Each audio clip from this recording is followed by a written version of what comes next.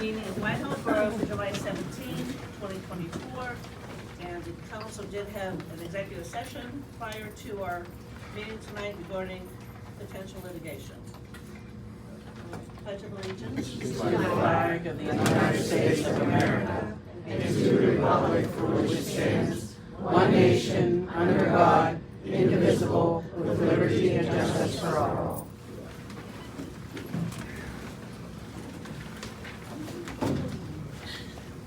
Residents are to sign in to speak during citizens' requests. Speakers are allotted 3 minutes to present their initial comments, and all meetings will be recorded auditorily and visually. Thank you. Roll call, please, Mrs. Parks. Ms. Book? Here. Mrs. DePew? Here. Mrs. Eicher? Here. Mr. Luchetti? Here. Mrs. Thomas? Here. Mr. Soborowski? Here. Mr. B? Here. Mayor Noah? Here. Mr. Furman? Here. And Mr. Rutherford. Here. All are present. All right, thank you. Okay, now time for our citizens' requests. First, we have Lori Bickel. So, is she here? Lori Patel or Dickel? Bickle? Okay. Yeah, that's me. Okay, stand up, please, and state your name and address. Lori Dickel, 19 West Club Drive, 15236. First thing I'd like to start with, I know we're in 2024, copiers. Can somebody put a tape on a window when today's meeting was and where it was gonna be held? The librarian didn't know, nobody else was in the window. A lot of people here didn't know. A lot of elderly people up and down the steps. I have a bad knee myself. Really couldn't put a piece of paper anywhere with today's meeting? She looked on the This is our website, new couldn't find council anything chambers. else. I just can't believe we're in 2024, nobody could do a taping of something when it's, where it was gonna be held. Okay, second thing. There's an issue with Pat in her water problem. Mr. Mayor was at our problem last week, talking to my husband and her. Why wouldn't he say to my husband, there's a meeting tonight, that he could have attended this meeting and maybe did something with his work? He works 3:30 to 11:30. Well, it's all advertised forever on our, If it's on the website, the lady in the library couldn't find it either. But, so I'm here tonight to hear what she has to say as well, so I don't know if I can speak after she does. But she contacted me today about this meeting tonight. okay. And we need to resolve this issue. I've been living on this street for 24 years. When it rains, it's an act of God. We can't pay for everybody's French drain that lives on West Club Drive. You gotta take care of your own property sometimes. We also have a 3-foot section of asphalt, 3 foot high by 30 foot long, that the borough put in maybe 10 years ago while my husband's getting ready to go to work. I don't want that in my property. It's on my property line. I don't think anybody here would like that eyesore. And it still didn't resolve the issue. We're still talking about this. This is my 3rd meeting living here in 24 years, and it's still the same issue. What is gonna be done about this? I don't think anybody here would wanna put up with this for 24 years. I mean, we are in America, Well, we're gonna take care okay? of, And I'm sure, 1 minute. okay, 1 minute left, something has to be resolved here. Now, it's a public road when they want it to be public, and private when they want it to be private. Public though, after 2 a.m. when you wanna collect our parking tickets. They do snow removal, and I also heard they're not gonna pave our road again. This is ridiculous. we'll get clarification for you on all of that. I mean, we'll have Pardon to me? contact our manager with the clarification on all of your issues. Yeah, and the gas company Okay. was down there today, cause there's a gas well there that get monies for, and now the water's going into the gas well. I mean, this is a bigger issue. It's probably going to be 24 years. I probably won't be around by the time it's resolved. And we can Thank you, provide ladies your, and gentlemen. communication to Ms. Works. Okay, next we have Mike Andrews. Stand and state your name and address, please. Mike Andrews, I have a property that I own at 4724 Brownsville Road. I've owned it for over 30 years. This year, actually in 2023, the 4th quarter, I had an excessively high water bill. And I learned at that time that my then, of course, sewage bill that comes in January. Well, the water bill was 20 times the amount that I normally pay. I requested information from the borough manager, from Jordan Tax Service, and then I learned that the sewage on certain areas of Whitehall is handled by Pleasant Hills Authority, Pleasant Hills Sewage Authority. So in more research, I learned that if the property was located in Whitehall that was handled by the Allegheny County Sewage Authority, which is, Alcoasand, thank you. I would be entitled to a tax credit. And when I asked Pleasant Hills Sewage Authority, they said, no, there's not a tax credit, you'd have to go through the borough for that.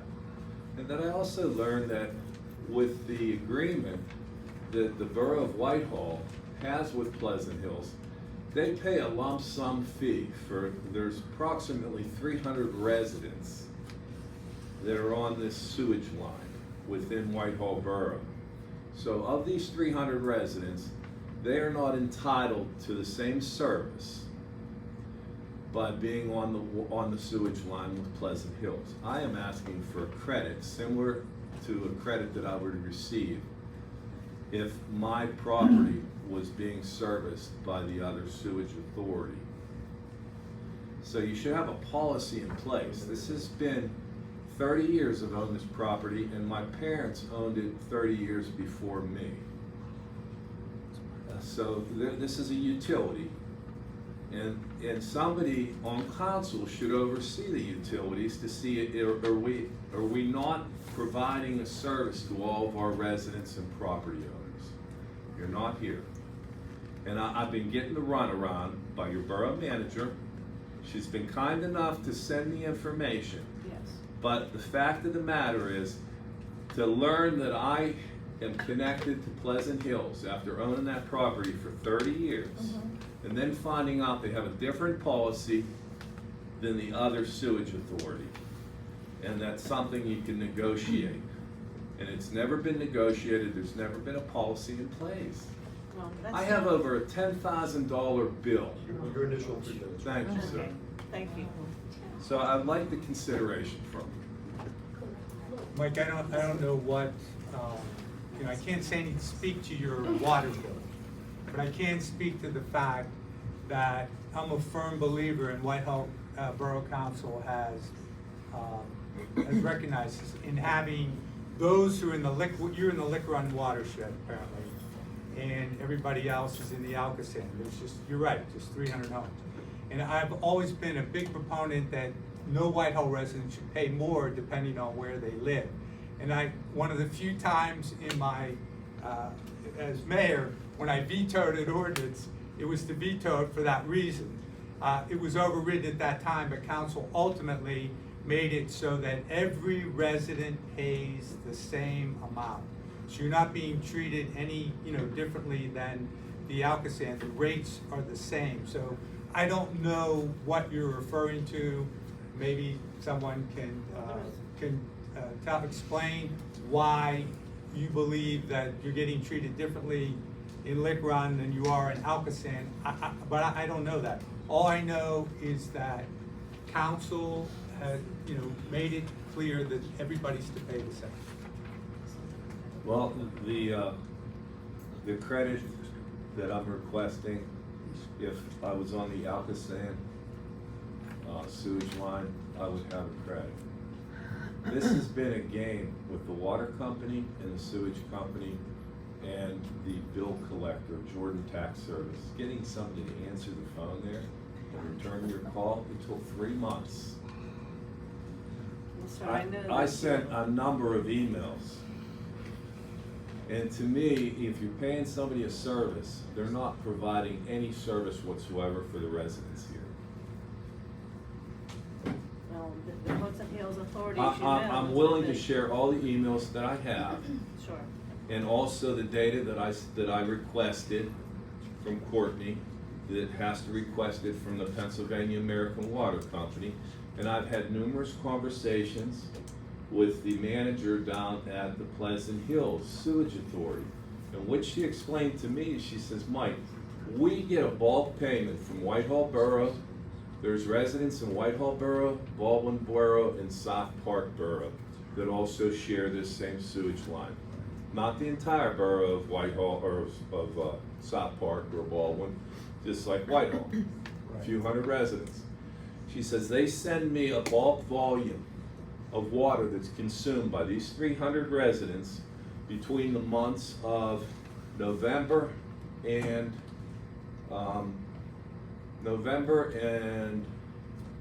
April. So those months, that's considered low peak water consumption. Whitehall pays them based on the fee that they normally apply with Alcosan. They pay them that fee for those 300 homes. So then in the peak season, Whitehall's paying the same price, the same off-peak price. But then they individually have Jordan Tax Service bill each of the 300 people their actual water consumption, which turns into their sewage bill. So in my opinion, you're gaining from this contract that you have. And if you're gaining from that by paying off-peak twice a year, then you must have a surplus out of this, that you could offer the same credit that Alcosan offers its customers within Whitehall. Mr. Andrews, let's Okay. see the discussion for the month. Okay. Excuse me. And our solicitor will look into this matter, Thank okay? We need some more information. That I know that Courtney, our manager, talked with you quite a bit via email and passed all the information on and how it stands on. She's been very receptive and responsive to you, so, like you said. So we'll have Herb look into that, Hey, okay? Mr. Andrews, your phone number, Ms. Wertz, you have his contact information. Pardon me? I'll email you and set up a time. Okay, whatever information you need, I'll be glad to share it with you. Okay, thank you. You want his phone number, or Yes, email. give the phone number too, Courtney? I don't believe I have your phone number. Okay, can you give the phone number, Mike? Yeah, it's So you have to say Yeah, it. you don't have to say it out loud. Write it down. That's right. I don't. It's Okay, next we have on our list is Sylvia 418. Mulvihill. Please stand and state your name and address. Thank you. Sylvia Mulvihill, 4667 Curry Road. I'm not sure why I'm here, because I think what you have written here is the problem, and you know what the problem is, but I guess I'll tell it to you as a neighbor. Pat Knezevich's problem. I live 2 doors down from her. I've been here for 50 years. Pat was already here when I got here. And so we've been together for a long time. And the problem is, this is a hilly country where we live. Right. And there are people that live on the top of the hill, the middle of the hill, the end. And the top of the hill is Club Drive East, West, whatever it is. And their main street comes straight down toward us. We're in the middle of the hill. They have no storm sewers. They do have a curb made out of asphalt that directs the water into the street. So it comes down.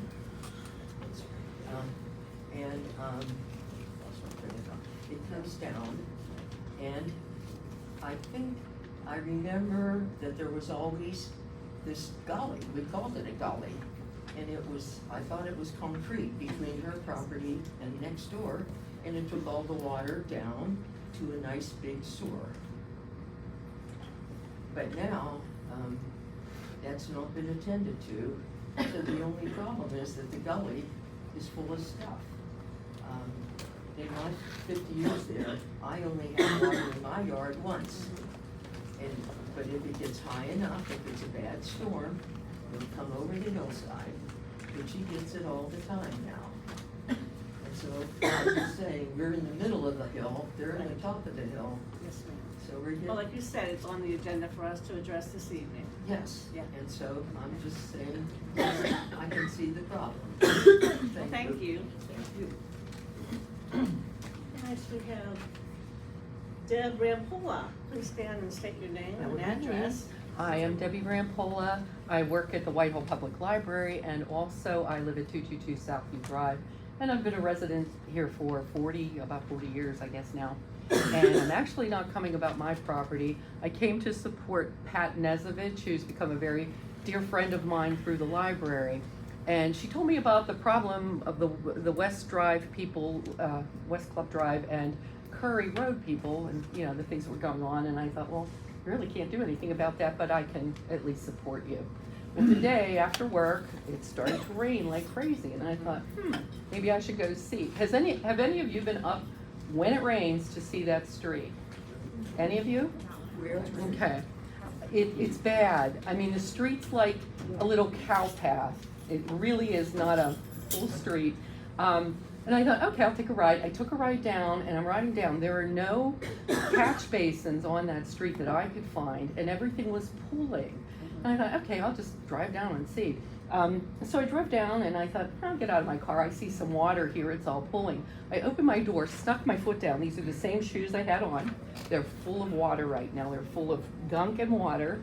The water came up to my ankles. So the people in West Club and the people in Curry really have a problem, and it shouldn't be neighbor against neighbor. I think the borough really needs to go up and address this. It's a problem. So anyway, so then I'm standing there in my water, and I'm like, what's that thing? They have like an asphalt culvert that's directing the water down toward other people's homes. So it's not sufficient to get rid of the water that these people are all dealing with, including the people in West Club. They have a pool outside of their houses. And then as I'm about to get in my car, there's somebody with, I don't know if water was running off their roof or they had a sump pump or what, but water came shooting out of this pipe and just squirted in the air, thank you, and squirted in the air, and there was even more water. So it's an issue, and I'd like you to all go look at it when there's a good rain. It's causing great damage to Pat's house. I also have had trouble I've had to have Baker's waterproofing come and reinforce our house at the tune of $40,000. It wasn't because of the borough, but the clay soil here and the lay of the land and the way things are running caused real damage. I mean, my foundation was gonna come down. It had to be done. That's gonna happen to Pat. I urge you, please, to go look at it when it's raining. Make a trip all together. I really do. Thank you so much for listening. I appreciate it. Sandra Casman? My husband's Not Sandra, but Michael. Okay, say your name. Michael Casmer, 4621 Rolling Hills Road, a Whitehall resident for 49 years. I'm also here on behalf of Pat Knezovich, a Whitehall icon. And the issue is the West Club Street has no storm drain. And the storm drain on Brownsville sits below West Club. Should be one above West Club that gets the Brownsville runoff. It's causing Pat a great deal of anguish as well as physical damage to her home. She's losing a retaining wall, which would cost money she doesn't have to replace. And I'm here on her behalf to ask the borough to address the issue. Water seeks its own level, and in this instance, the level was Pat's property. All right, thank you, sir. Next, Martin Schmelzer. Please stand and state your name and address. Okay, Martin Schmelzer, 12 Flyer Drive, Pittsburgh, PA 15236. Lived in Whitehall over 40 years, and this is only my third council meeting. So, what brought me here? Known Pat Knezovich for over 40 years. When she tried to pawn a dog off on me when I was single and in my 20s, and I couldn't even take care of myself. So I said no. But she's an interesting character, and I like her very much. I had a great speech planned and written for tonight, but the mayor called me this afternoon and told me what to say to her. So therefore, we don't need this speech. Listen, 3 months ago, Pat called. And normally I would just make some phone calls and leave it go, whatever. But I decided to make a project out of this and research it. This is the survey, and I couldn't agree more with Mrs. Rampola. This is not neighbor versus neighbor. This is a water problem that has 3 heads. It's a 3-headed monster. And nobody's really talking about this in the survey. The first problem is Bronzeville Road. As Mr. Casmer said, the sanitation, the storm sewer is below West Club. I'm working with Allegheny County Councilman John Palmieri right now He had 2 people out there a month or 2 ago, and of course, they said, not our problem. No, that's not good enough. John now has been asked very firmly to get those 2 people back, but I'm going to be at that meeting. And the county's gonna accept and assume their responsibility in this 3-headed monster. That's one part. And if you looked at Brownsville Road, they actually bring curbs into West Club. They bear part of the responsibility in this 3-headed monster. Second part of the problem is West Club itself. I live on Thurner. 20-some years ago, the borough came in, they widened the streets, they put in 3 catch basins, 3 storm sewers, whatever. It's great. My street's about the same size as West Club. They have a little goofy catch basin at the end. And then, wait a second. Doesn't matter. I got 28 No, minutes. it's for your initial- it's for your initial comments, and then the confidential dialogue. All right. And then you have what I call a slippy slide. It's the goofiest system I ever saw. This black asphalt thing running down through people's yard, and it's not running through Knezevich's yard. This is not a Pat Knezevich problem. The easement is the responsibility of Whitehall Borough. And frankly, I don't even know why I'm here today. This is a maintenance problem. And it should have been handled by the administration, not by council. The way I'm reading this 7A, and by the way, a month ago, I did ask a couple council people, I said, listen, the easiest problem to solve is what I call the slippy slide. It needs cleaned out. It's been dammed up with all kind of brush and wood and everything else like a beaver did. It needs cleaned out so the water comes down there and goes into this big catch basin that's in a yard on Curry, okay? Now, the way I'm reading this, it's almost like if it snows 12 inches in December, council's gonna have to convene to order the public works to shovel the snow. This is a maintenance problem that has to be handled once a year in the springtime. It's Your as, initial presentation. thank you. It's as simple as that, for that problem. And the third, so, you got 3, Marty, again. try to get to it. I got to it. There's 3 Okay. problems here. Well- The county has Bronzeville Road, which I'm gonna demand a storm sewer above West Club and take out those curves that lead the water into West Club. The borough must assume responsibility for West Club. I don't wanna hear about private, public. I don't know what the damn street is, but let me tell you something. If it's a private street, then quit shoveling it, unless you wanna shovel my driveway while you're at it in the wintertime. You need to widen that street, you need to put catch basins in. And the third thing is, you need to do a continual maintenance problem on that goofy asphalt system. Once you put the catch basins in, that's gonna solve a lot of the problems. But that needs cleaned out once a year, and whatever asphalt needs, it needs. But this is not, this isn't even on Pat's property. Well, we're working on this issue, and you can see some of our I like to have it so- done before I drop dead. I mean, Okay, please, Marty. this lady here tells me. scripted. Wait a second, this Marty, lady come here on. tells me it's been a problem for 24 years. Pat tells me it's been a problem for 15 years. Put me in charge of it, I'll have it done in 3 months. Okay, thank you.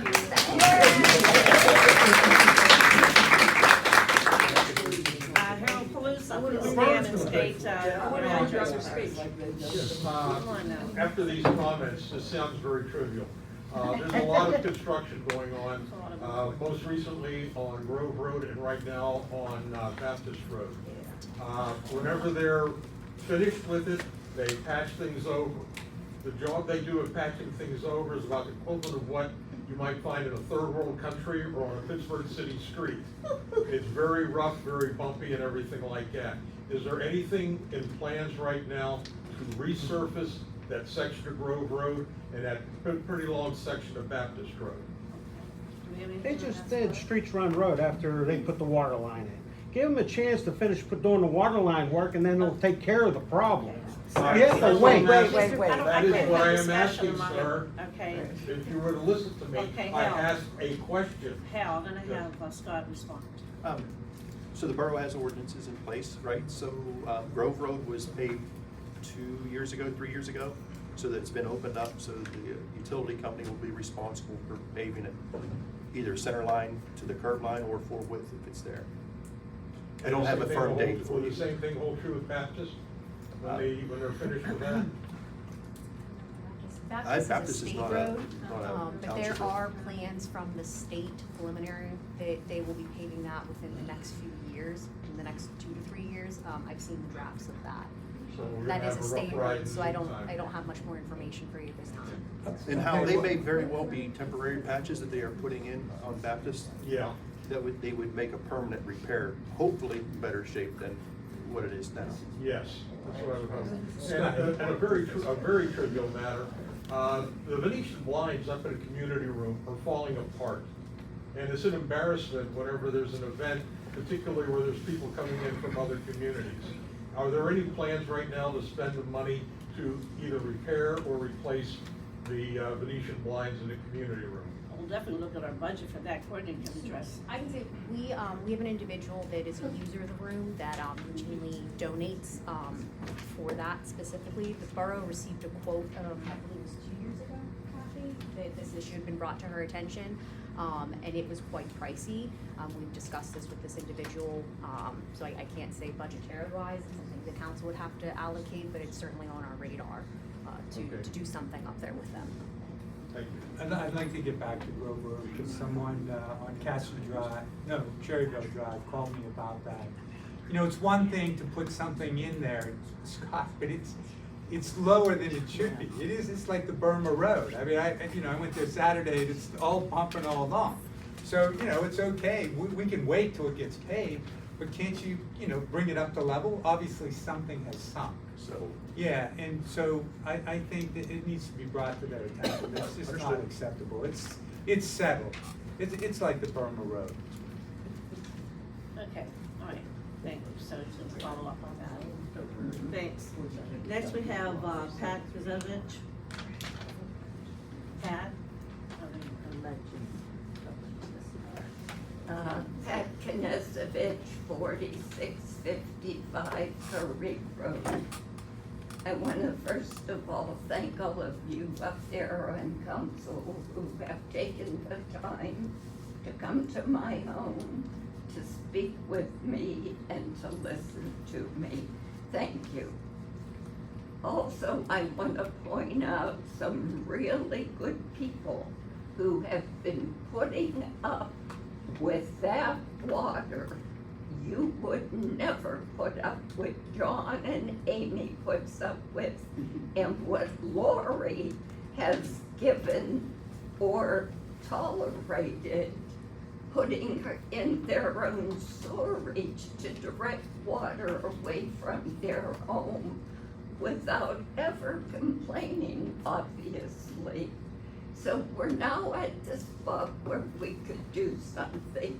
They deserve help. They put thousands of dollars in their yard trying to make it livable. Lori puts up with every storm that comes down Club Drive, and you saw the gully, Mayor, you know what they put up with going through their yard. And I put up with a lake in my front yard every time it rains. I don't mind the lake so much as I do mind my wall falling down because I can't afford to put one back up again. And if it hits my home, the insurance company had told me they will not renew my insurance with them, although I've been their customer for 43 years, until that wall is fixed. And I've been advised not to fix the wall until we get the gully moving. So if we could attend to cleaning out from Club Drive down to Curry Road, and just Thursday, the gas company had discovered water in one of their gas stations down at the end of the property. And that could be a problem that might arise.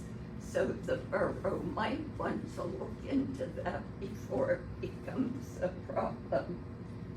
And I'm sorry, I didn't mean to go crazy today, but I'm at the end. I am, kids.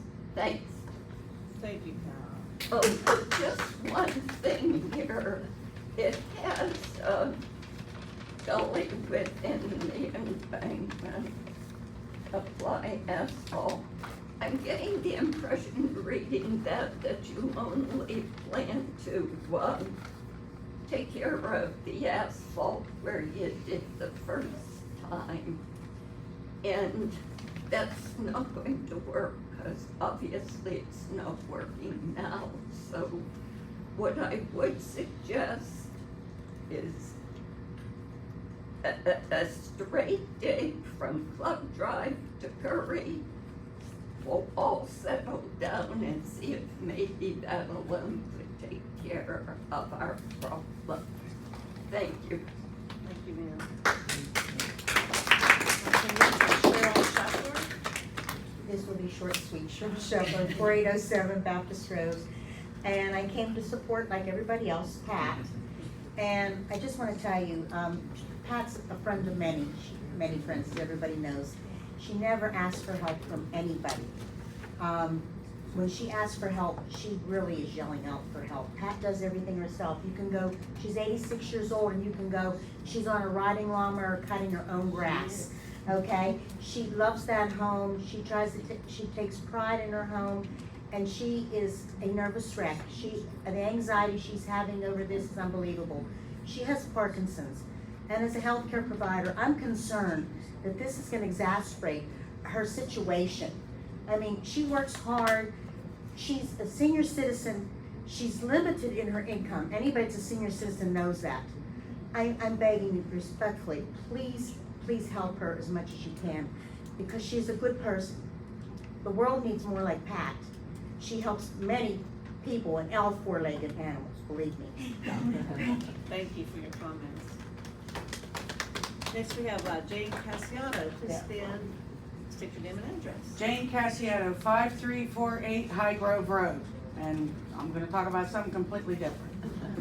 I'd like to make council aware of posts that Ms. Beth Lynn Eicher made, making official comments on Facebook with borough business attached that I am blocked from seeing.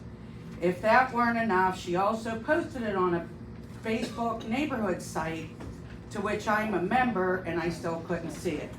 Now, later this year, the PA Supreme Court is going to hear the case Pencrest School versus Cagle to decide whether or not a public official is liable for curtailing the Second Amendment rights of a person who was blocked by that public official when that public official posts about their office's business. There is also a number of cases that went through the Supreme Court that did demonstrate that once a public official discusses official business on social media, that post becomes part of the public forum. The federal case is called Linkey versus Freed, and while the Pennsylvania Supreme Court will defer to that ruling, it may be redefined to meet with Pennsylvania sunshine laws. I will wait to hear the outcome of the case before I do anything, but I want to add that only a weak and insecure individual afraid of criticism would block all but those who praise them. Second, I have kept up with the expenses the borough has incurred outside of printing for the storage, collection, review, and redaction of all files Ms. Eicher requested. I want to remind everyone these files are old and officially garbage in any legal sense. It has cost the taxpayers $4,559.57 so far, and Ms. Eicher has an unpaid balance of $2,688.47 that she owes in printing fees. Remember next spring when the disinformation campaign takes off against the OGs, that we, the homeowners and taxpayers, paid to be bamboozled by Ms. Eicher and her ilk. Third, Overlook Park Phase 2. I only have 2 comments. One, it would be a shame not to rehab the baseball field that has a brand new concession stand and bathrooms. Almost ridiculous. And 2, the neighborhood that I live in will change demographically very much so in the next 5 years, bringing a new increased tax base. Wouldn't it be great if home sellers could put pictures of the new park in their real estate ads to increase the home value thereby increasing the tax base. There will be a payoff for all Whitehall citizens to do this second phase. Thank you. Thank you, Jane. And I want to leave you these. And, Thomas, thank you. Thank you. Last we have Tavy and Kevin Smith. Stand and state your name and address. Tavion Kevin Smith, 1741 Parkline Drive. I just had a issue, is it borough business and or Meadow Hills business to take care of the lot along East Willow? Where the grass is in front of it, right next to the 7-Eleven. My gut feeling is that it's theirs, but I'm happy to confirm. And also, I started my own Whitehall community residence. I want you all to be a part of it. Are you gonna block people? No, I'ma never do that, at all. You can share your businesses and anything else that has to do with Whitehall. Appreciate you. That's all I got. Okay, thank you. I'm sorry, and there's one more gentleman, Michael Pasmer. We already did. Already had it. Oh, that was you already. He's spoken place. Okay, all right. Okay, thank you.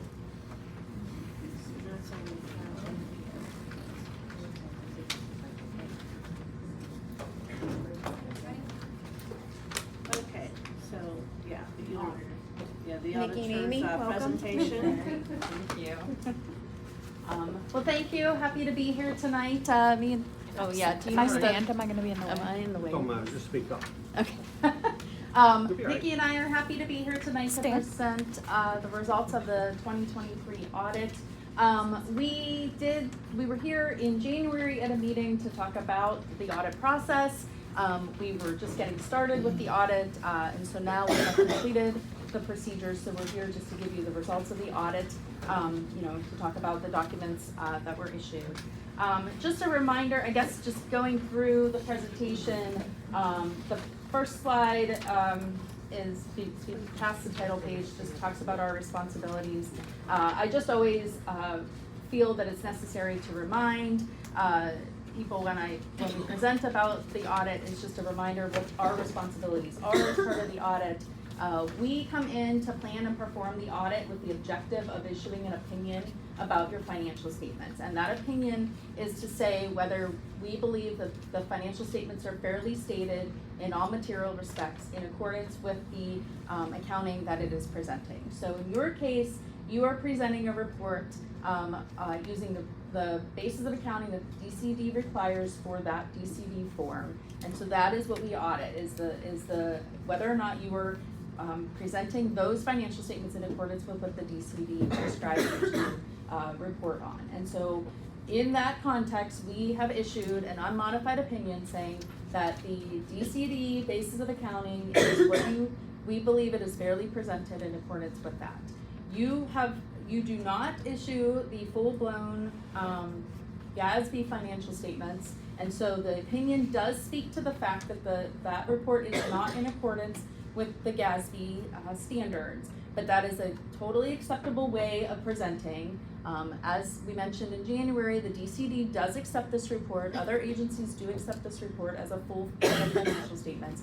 It's just a different type of accounting basis than what the GASB would require. It does not change what we do as an audit. We do still come in to gain an understanding of what has occurred at the borough during the year. We get an understanding of your internal controls and operations.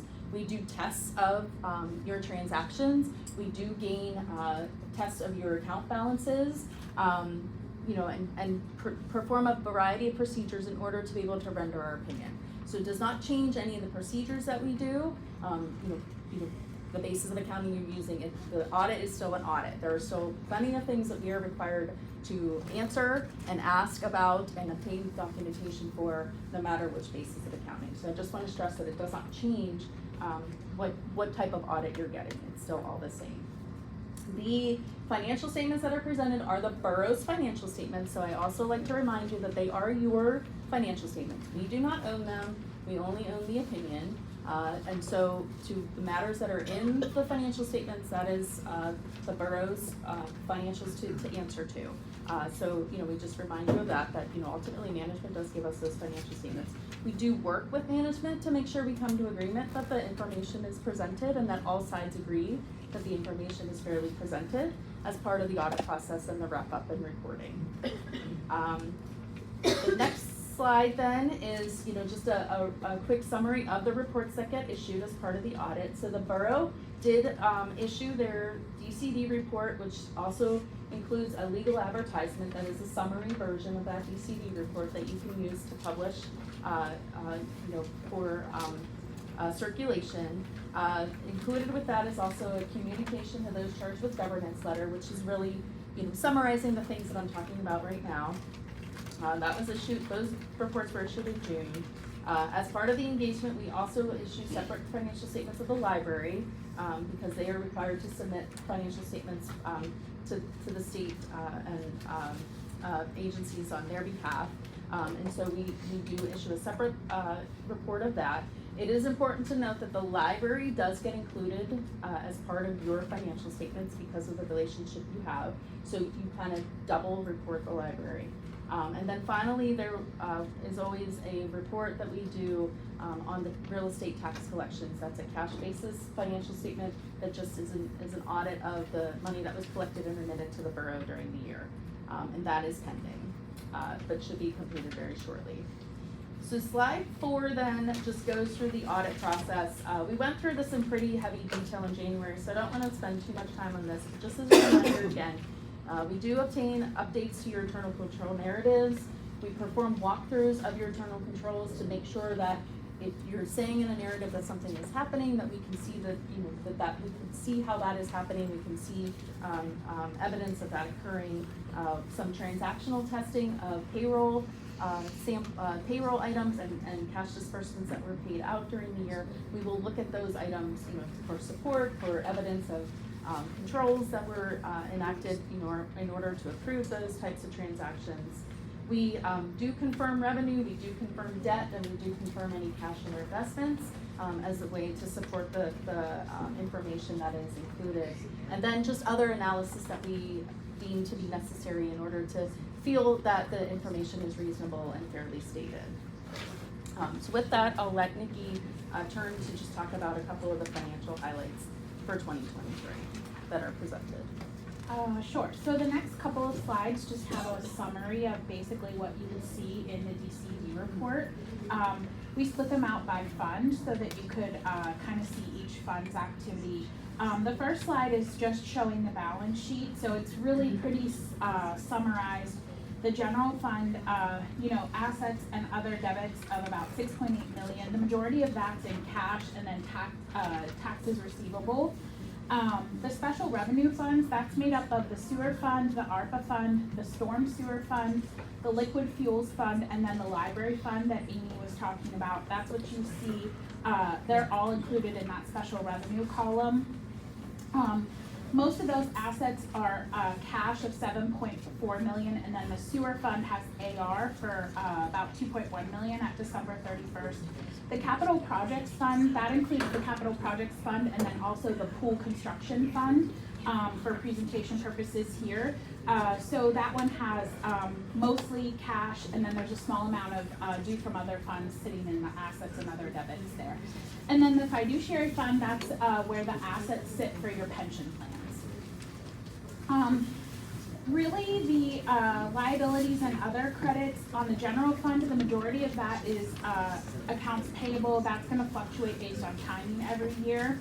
The special revenue funds, majority of that is deferred revenue. There's some for the sewer fund because of the unbilled amounts receivable and then deferred at the end of the year. And then the ARPA fund has about $1.1 million in deferred revenue. That's money that you cash that has come in that you can't recognize as revenue until you spend the cash because it's a conditional grant, the way that it's written. Did you have a question? Oh, I'm like on you got five, or you got 7? Okay. Page 6, yeah. Okay, sorry. I was trying to write and I got behind. That's all my fault, but thank you. Page 6. Got it. Page 6? Got it. Okay, so that, I'm flipping to page 7 now. Got it, thank you, I appreciate it. Sure.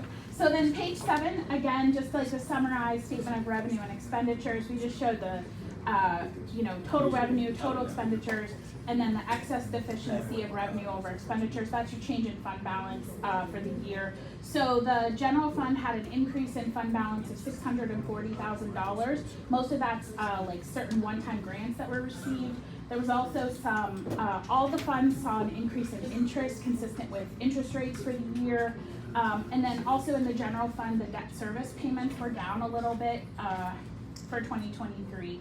And then the special revenue funds had a decrease of $341,000.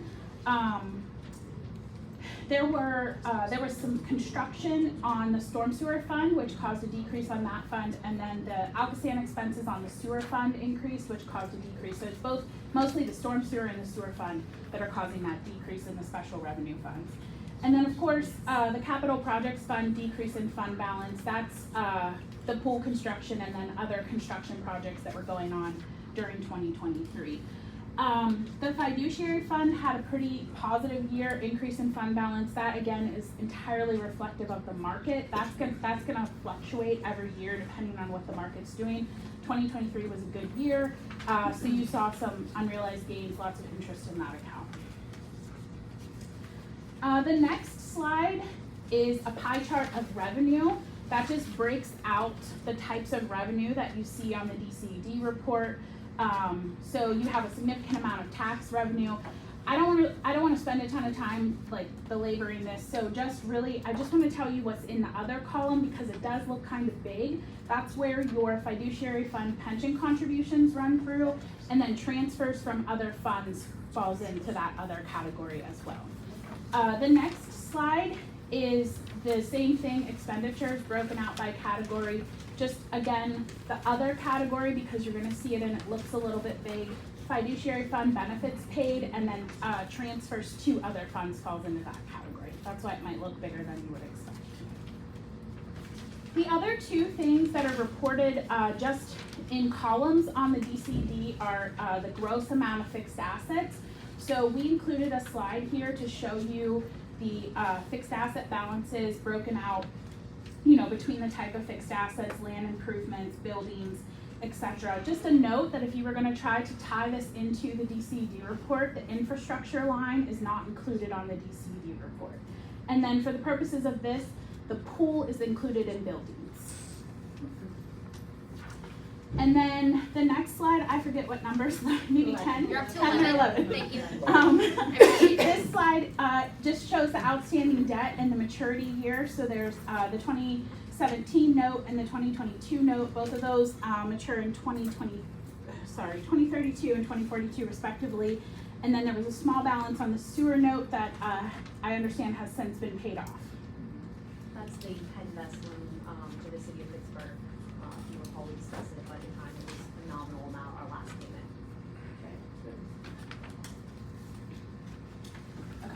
Okay, so then the final slide is the considerations for next year's slide. So we don't have a formal written management letter that we issued to the borough, but we just understand that with all of the turnover and transition that occurred at the finance position this year, that, obviously for 2023, what we were auditing was one set of, or maybe I guess 2 sets of personnel that were handling the function. And then obviously in 2024, which we haven't audited yet, there were, multiple sets of personnel in that position. So, the person that was there when we first came to do the audit, and then having someone come in to help transition.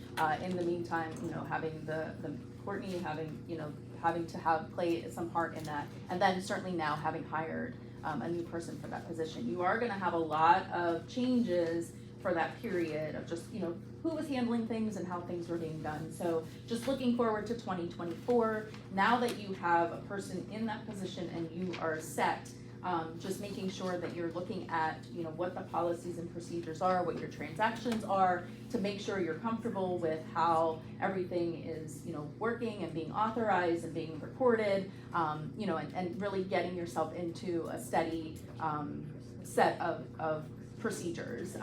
So, you know, certainly in 2024, that transition period will be looked at as part of the audit, just to, you know, because when we go into an audit, we have to assess risk and say, if, you know, there was something that was, you know, potentially a risk to the financial statements, what would that be? Well, a transition in a position like that would be something that we would focus on. So we bring that up just to say, and really all three of our icons there are kind of interrelated, but really just bring it up to say that, you know, for 2024, just really to hone in on making sure that everything now, you know, has settled down and you're, you know, you have your procedures in order and, you know, not to say that you weren't doing the right thing in the beginning of the year. I'm not trying to imply anything, but just to say, you know, to kind of look at that and make sure your controls are working and that, you know, as a sense of that, then you're complying with laws and regulations, because that should be part of your consideration for internal controls as well. It's not just the financial reporting, but then just making sure you're able to report and,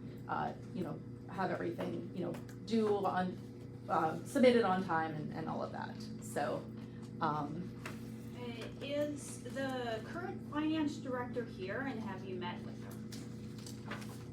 her? So I have met her, not through the audit process yet. I've met her at a conference that we were both attending. We have not had a conversation as it relates specifically to the 2024 audit. We did converse with her as part of, you know, closing out the 2023 audit. But, you know, certainly we haven't made any discussions, you know, going forward to, you know, the procedures that will be done for 2024. But yes, we have talked to her to finish out the 2023. And is she present tonight, Ms. Schwartz? No, she's not. On page 9, am I reading it correctly, that we are actually spending more on sanitation than we are on public safety? Right, so there's a decrease in your fund balance for the year, which means that the revenues that came in for the year were less than the expenses. But that can be a timing thing, that can, you know, just depending on how things come in. So, that is I'm sorry. I'm looking at page 9. I thought you were talking about the change in fund No. balance. Okay. Am I looking at the colors correctly? Yeah, so you're talking about public works, the gray. Okay. So, yeah, and then public safety, the orange. Yes, yeah, so, yeah, public safety is orange and then public works, but then the public works gets divided, on this report, it gets divided into multiple categories, so, yeah, so. But you're yeah. still reading right. Public safety, we spend more on our sanitation. We spend more as a borough on what goes in the ground Yeah. than literally anything else on this pie chart. Anything else. So. Necessity we don't see. Is this definitely the question part of your presentation? Because I don't want to cut your presentation short. I have like 5 questions. I was wondering if you could answer the Yeah, questions. I think we're. Yeah. You ready? Yeah. The first one I have is,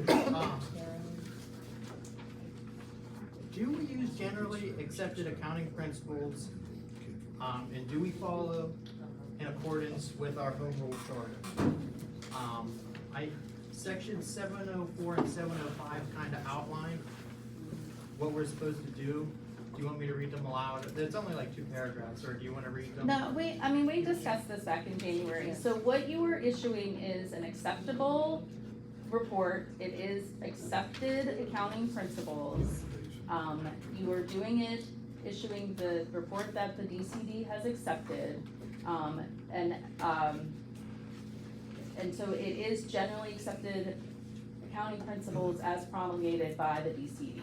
So this is, section 705 says, in accordance with generally accepted government auditing standards, and then your report says, schedules referred to above do not present fairly in accordance with accounting principles generally accepted in the United States of America. The financial position of this organization, this was the 2022 report, but your report in the first slide pretty much says the same thing. So what is it? Well, are we doing it correctly or not? Because it's like, there's no in between. It's like, are we doing it or are we not doing it? Well, we've talked about it with the auditors many times.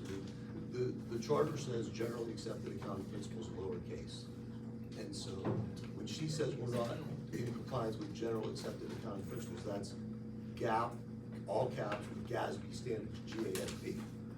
And so and what she's described is that their auditing process is identical under both. Correct me if I say anything that's not correct, but the testing's the same, the questions they ask is the same, the review of the internal controls is the same. Whether you're doing generally accepted accounting principles, lowercase, or GAAP, GASB, all that's exactly the same. The only difference is the report and the information that is provided. That's correct. And so, under the Home Rule Charter, it talks about, the general accepted accounting principles, lowercase, and when it talks about the procedures, they're following generally accepted accounting procedures in doing it, but they're not submitting reports in connection with, that would match up with the GAAP, GASB standard. So without due to their opinion, they have to note, hey, we're not doing this, we're not reporting this in the GAAP, GASB standard, and they could do that, but the amount of information and time would be, I don't know, whatever, I forget what you said in January, but. We had said it would be more than double, because not only would you have to pay additional fee, because with the additional information that you would present would then be additional information we would have to audit. So the footnotes and all of that would come into that. That would be an additional cost, because there are things on the statements we would have to say are reasonably stated, because that would be part of those statements, because it would be more information. You would also have to pay an actuary to prepare all the calculations for the pension liabilities and the other post-employment benefit liabilities that would be part of that, as well as paying to get information on your fixed assets, depreciation, and all of that. Plus the amount of time that it would take for the borough's employees to pull all that information together. So the decision was that the VCD report contained all of the information that was required to be presented, and so that is the report that you issue as your financial statement. If I recall, wasn't that number $40,000? An additional ballpark? Additionally ballpark, if you include the additional audit fee plus the actuary fee plus the appraisal company fee, yes, it could be very easily $40,000 more. But that's, one, that's the way we're supposed to do it, and two, we had an enormous turnover on council. Don't you think it would be, reasonable to, just do a in-depth audit, in the way I believe we're supposed to? But we have already audited the numbers, like that wouldn't change. Okay. What you see there would be a component of that full GASB report. There would be more stuff put on top of that. So those numbers you're looking at would be the same. The only difference would be instead of special revenue funds being a column, you would see a liquid fuels column, a library column. It would be split out. But the aggregate of all that is that column. So you would get no different information on the funds. What you would get is additional footnotes, additional information on the net pension liability, additional information on the fixed assets. So additional things that are more than what you had decided before was more than what was, I'm trying to think of the word, necessary for you to make your decisions. Those numbers are good numbers, factual numbers, fairly stated numbers about how your funds are operating. So there's nothing you're missing as far as looking at it from a fund basis. Okay. Well, thank you. I appreciate that. That's my first question. With that being said, thank you for answering with the best of your ability. Does anybody, I'd make the motion to put it on the agenda that we use GASB accounting principles. Would anybody second that, or, would that just fall? I second that. Okay. Usually do that in new business. We can do that under new business. Okay. We'll save that for new business then. The second question I have is, using the accounting principles our borough utilizes, can you 100% say for sure that our borough employees that will one day receive a pension, that their pension is safe, considering the $300,000 misallocation we recently had to our pension fund? So, I can't say anything with 100% certainty. Because there's no actuarials, right? Then that would be covered No, in other. you get an actuarial that calculates your MMO, which tells you how much the borough based on the actuary's calculation, is what the borough has to contribute annually to continue to fund the pension obligation. It is a different measurement that the actuary is doing for the MMO, because it's based on what you need to contribute to maintain the fund. The other actuary report I'm talking about is the GASB standards have asked you to calculate that total big dollar number of what that obligation is for all of the service that has been rendered to date by employees of the borough, and what that is gonna be. There are assumptions that are under the GASB standard that are completely different than the assumptions that are under the MMO calculation. They're not meant to correlate, because GASB, again, you have to remember, is issuing standards for all across the United States. So not everybody across the United States has an MMO policy, if you will. Policy, I don't think that's the right word, but a law. So they had to come up with a measurement that would cover the whole nation. So they couldn't just look at how Pennsylvania handles pension plans. They had to say, well, this is a measurement that we're gonna say is gonna be consistent across all governments all across the country. So the Pennsylvania though said, well, we are still maintaining our MMO program. That's not gonna change just because GASB said we want this measurement in the financials. So you get a calculation from the actuary every 2 years that tells you how much you have to submit to the plan in order to keep it funded under the way that the state has governed and said this is how it needs to be. So you get that calculation and you are making that payment. The payment that was missed was funded into the plan. It was funded late, but you did get a calculation to say, interest and penalty that needed to be incurred on top of that to catch you up to where you would have been had it been made on time. So as far as the state is concerned, you are following what their MMO calculation is telling you to do.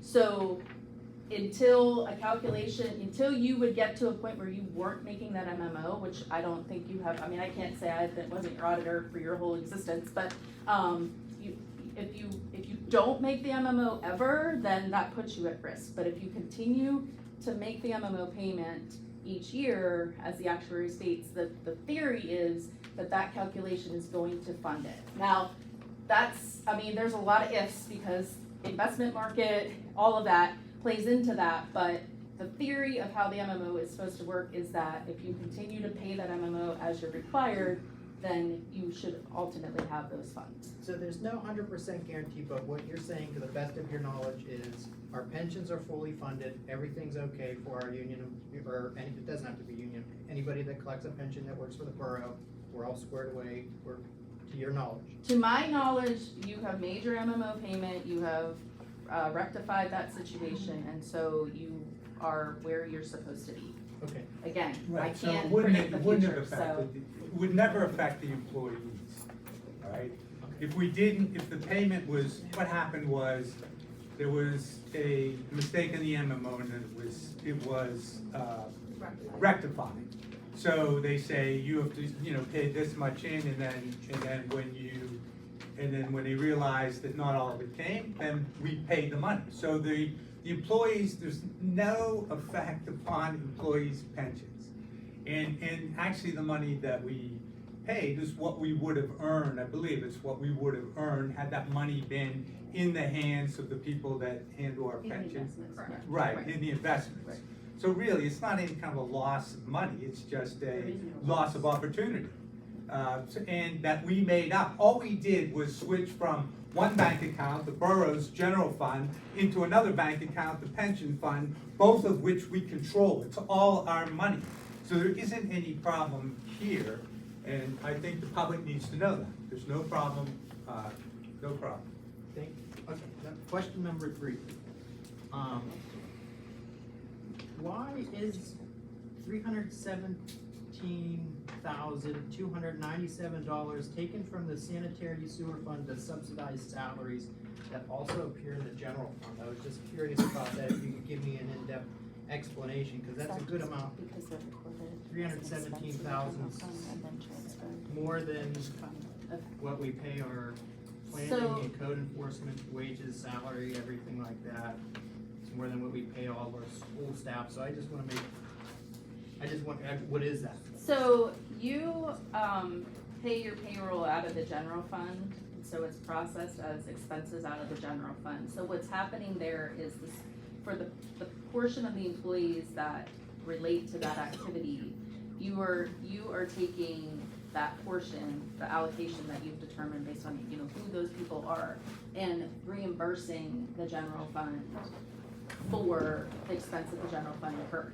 So it's not double expense, it's netting it out of the general fund. It's in there as an expense in the general fund, but then by coming in to the general fund as a transfer in, it's netting it, that piece to zero. So really the cost is showing up in the sewer fund.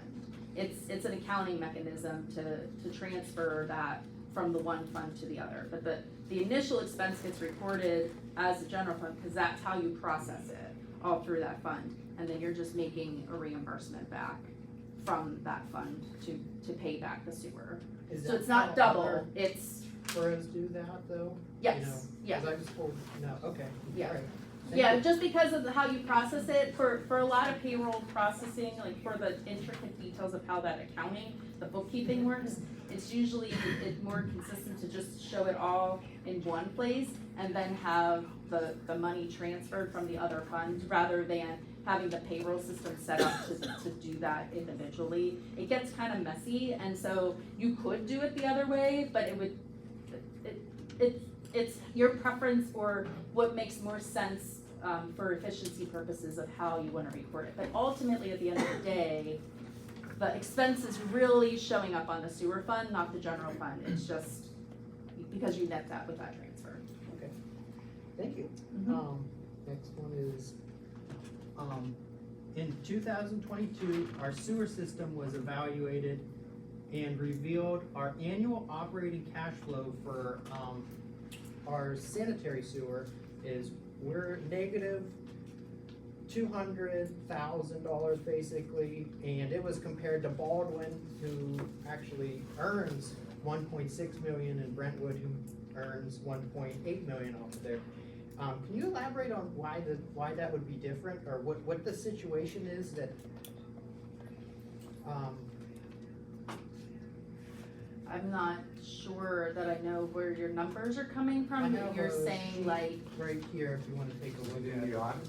It's not in the, well, I would hope that you, this was from our sewer evaluation, I don't know if you wanna take a look at the chart itself.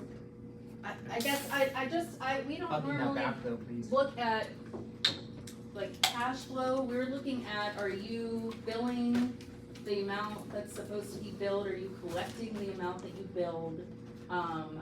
Something like this isn't something that we would, I don't know where they're getting these numbers from, I'm Does not that worry sure. you though, seeing other municipalities have a positive cash flow and we're negative, is that, right there, yeah, there you go. It's like the second one, third one down on that chart. Who generated that? Who did that? That was in, I don't know. It looks Is that like I mean, I the could Is that a PFM. borough doc? I think Yeah, that's, I just- this is the PFM, if you remember, when the borough had engaged PFM services to evaluate the sanitary sewer system. Those are their for- estimates. Yeah, Those that was aren't- done by. Yeah, by an I outside firm, can't, not I don't know the- where they're getting this number from, so I don't know what is Yeah. being made into that number to say. Again, I mean, that, we're not auditing your Our cash flow. your cash flow in a sense of, we're making sure that what you're presenting as your revenue and your expense is stated reasonably and fairly. So, something like that, I can't speak to that measurement, I'm not sure what they're, I guess what they're basically what I'm pointing to. getting at, the main concern, and my responsibility as a councilman, is that reason for concern or not, in your opinion? And you could maybe look into it more and come back, cause She doesn't know what that is. I just don't, I What do you mean she doesn't know what it is? I said it's the, I'm saying she doesn't know where those numbers are coming from. Wait, She's this- somewhere else. Right, she has That's up why the she- This is what an outside, Third party. third party, so in other words, they look at all of our finances in great detail. This outside person had a certain bent. We were thinking about possibly looking into whether we sell our sanitary sewers or not. Who knows where those numbers came from and how they might be skewed. So I don't think we should ask them to comment when we don't know if this is valid, because no borough employee or put that in there. Well, we paid It was a lot just of money for somebody that, so I hope it's trying to you know, We paid like $20,000 for that evaluation, so I hope it's valid. I could be wrong, you know. I mean, I guess, I don't know the context of that, and I don't know what they're trying to show you there, so I don't know if there's more in the remainder of that report that would give any more information, but I can't honestly comment on something, because I'm not really sure what those numbers are representing, so I wouldn't be able to. So you can't say yes or no if it's cause for concern or not?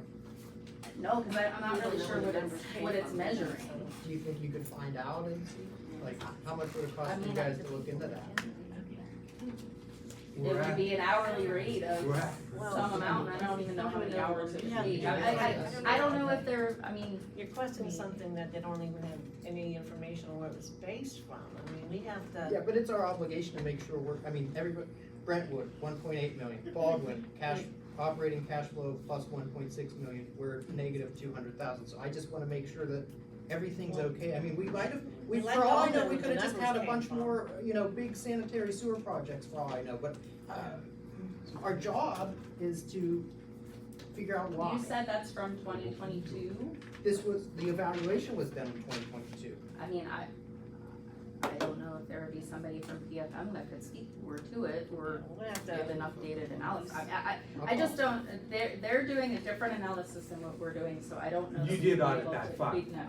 Well, we audited the fund, Yeah, but not right, that okay, report, okay, yeah. no, I realize you didn't use those numbers, Right. but you audited the fund for the Right. borough, Yeah. and you didn't see any problems, Right, right? well, I mean, what So you're. there I mean, wouldn't be any comparing it reason to for- other boroughs, do we have more It's, debt it's- liability, et It's cetera, et really hard to cetera? compare one borough to another, Do you because have- there is so many variables. I mean, you I have, mean, do you do Baldwin? Who's in the neighborhood do you do? Do you do Baldwin? Do you do Brentwood? Do you do Castle Shannon? Do you do somebody close to us that we could compare yes, to? but it's Somebody that's still, about 3 square making miles? those We're gonna have to move comparisons, on I will to- tell you, is not something that, Still it- can't answer it. that's too great, there's too many variables to make that Okay, comparison. okay, this is my So last question, and I think you've done a great job, and I really appreciate you taking the time. The last one is, is there any way, in your expert opinion, to better account and track our sewer fund and just monies in general? Is there anything you'd like to see? Anything that we could do better? I think you guys do a very good job of Okay. keeping your records. When we come in to do the audit, we have always been able to get our answers, or get our questions answered, I said it backwards. The documents we request are always available, we can look at everything. As I mentioned, with the transition, there is going to be, the new finance director is going to have new ways that she's going to bring that are just new methods, new techniques that is from her experience that would be different from your prior finance director. And so maybe there will be something that'll come out of that, she'll bring to the table as good improvements or more efficiencies but to say that is because that will be her, her preference or her experience that's gonna bring that. I don't want that to be construed as though what you were doing before was wrong, because it wasn't wrong. Everything was in order, everything was supported, we never had issues getting the audit. So you may just see just a natural change in the processing, just because she's gonna have some different ideas about how to do it more efficiently. But really, we never had, any significant issues about what we were trying to audit or what records we were trying to look at. So you had everything in order, so it would just be what she would decide that she wants to do differently or change. Thank you so much, I really appreciate it. That's everything I have. And what I have is, maybe you can just help me find it. We have a storm sewer fee, it's not much, but we depend on those revenues, we depend on the late fees thereof of these revenues that are collected by Jordan Tax Services, but I've been told to call it a fee. Is it exhibited in the revenues under taxes or under something else, or is it under some other line item here? It's probably not under taxes. No, I imagine it's a fee for service would be my guess, or a charge for service or Yeah, whatever. it's probably charges for services. It's gonna be in the special revenue fund. Yes. I don't think they have. No, they don't. They don't have any taxes in there.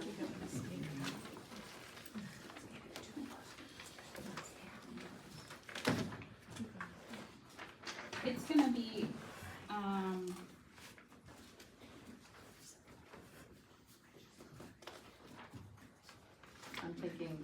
I'm thinking it's part of that wastewater sewage line. under charges for services. Looking, yeah, 364. so it's getting included in there, just because they 364. haven't created a storm sewer line on this report to break that out, so it's part of that wastewater sewage fees line, or charges line, they're calling it. All right, fantastic, thank you very much. So I understand that,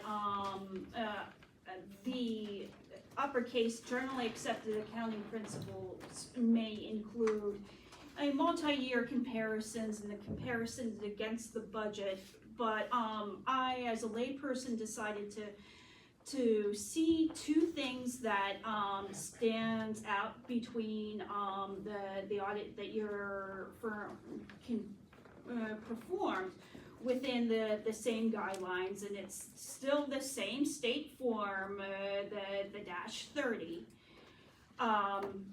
which pretty much prescribes as to which line item for which account may be.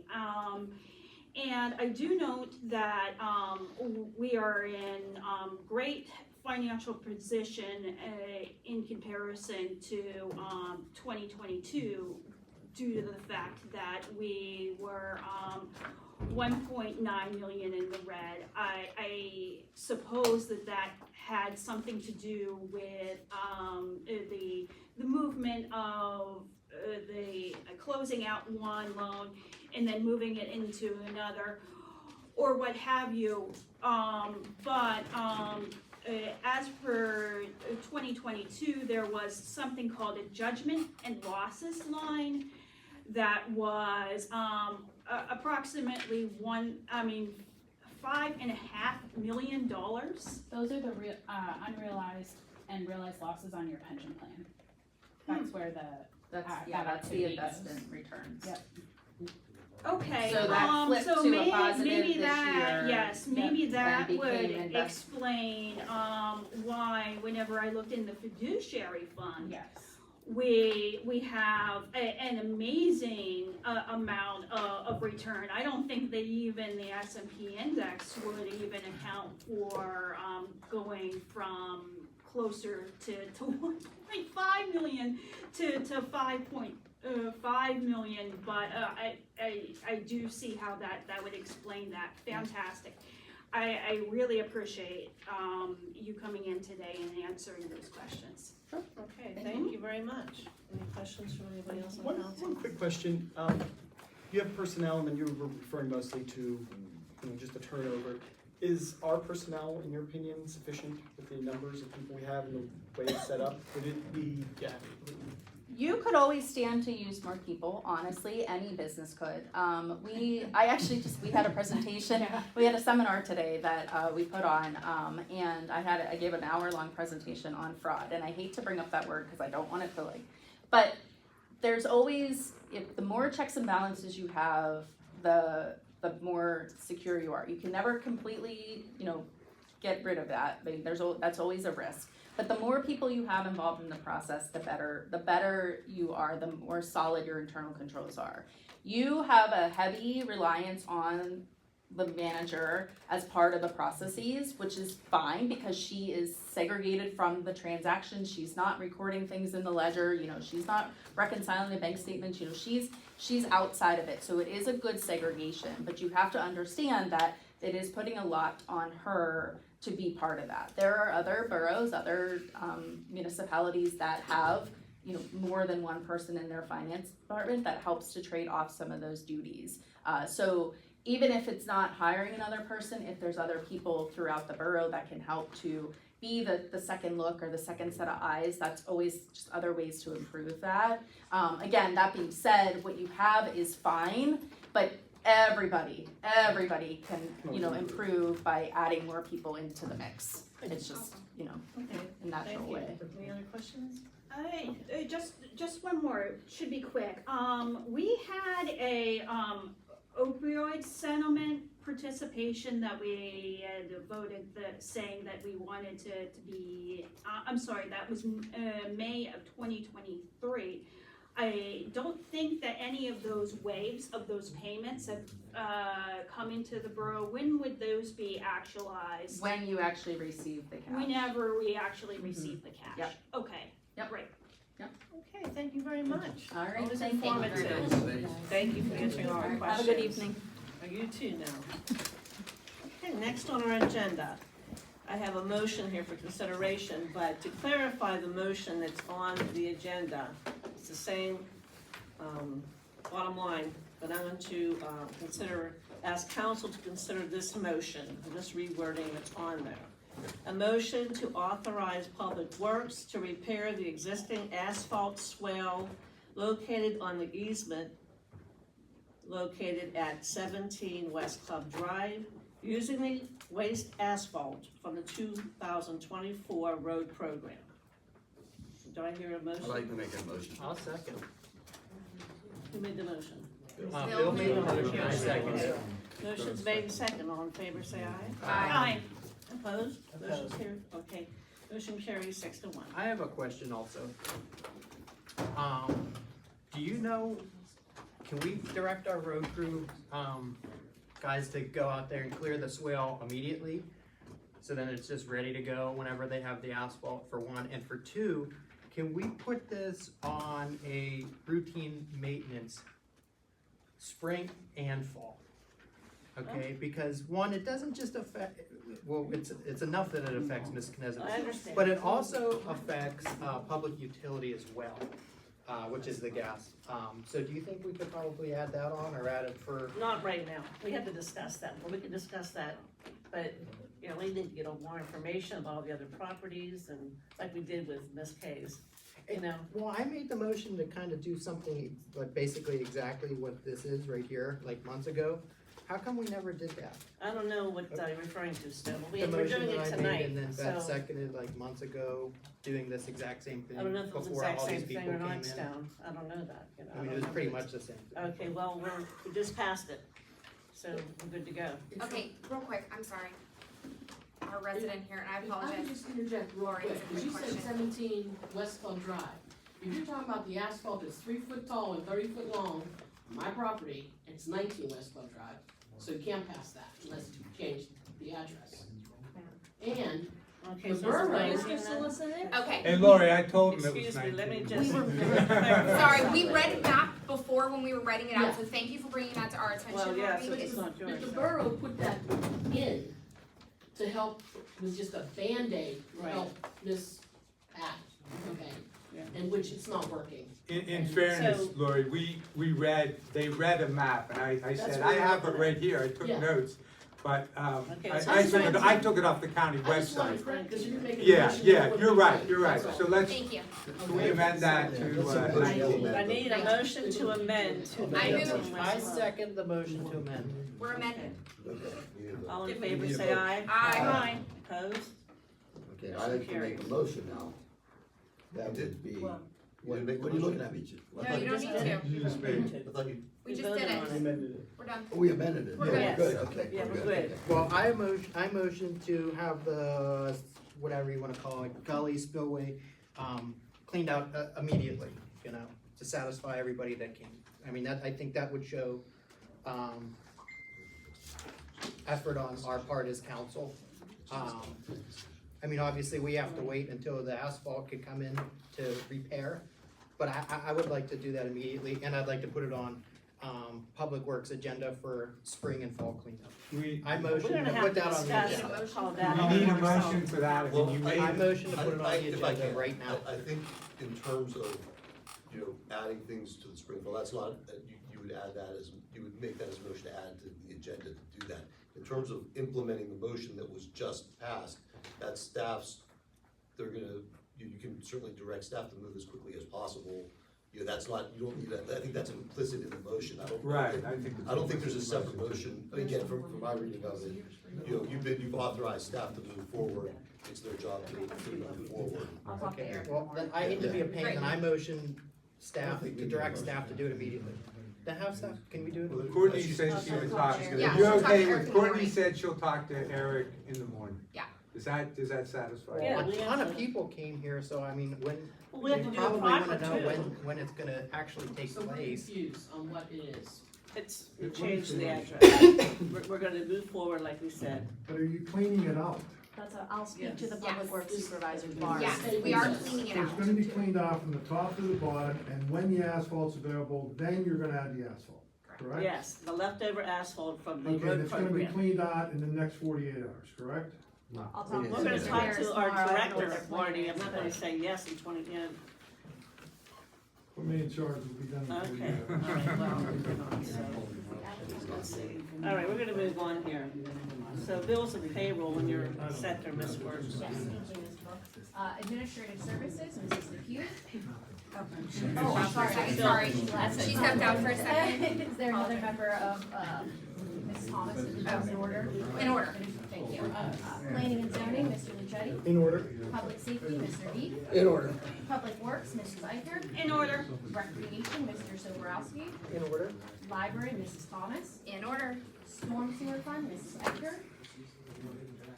In order. Sanitary Sewer Fund, Mrs. Eicher. Not in order, we have to have a conversation about, what the gentleman brought up, today, Mr. Andrews, and has waited so patiently Oh, there are, for, solicitor's to gonna hear address this. that. So, I have, the budgets in front of me for, all the way back to 2020. And I know on a yearly basis for the Pleasant Hills Storm Sewer Authority, for our share of those who participate in that zone, it is budgeted for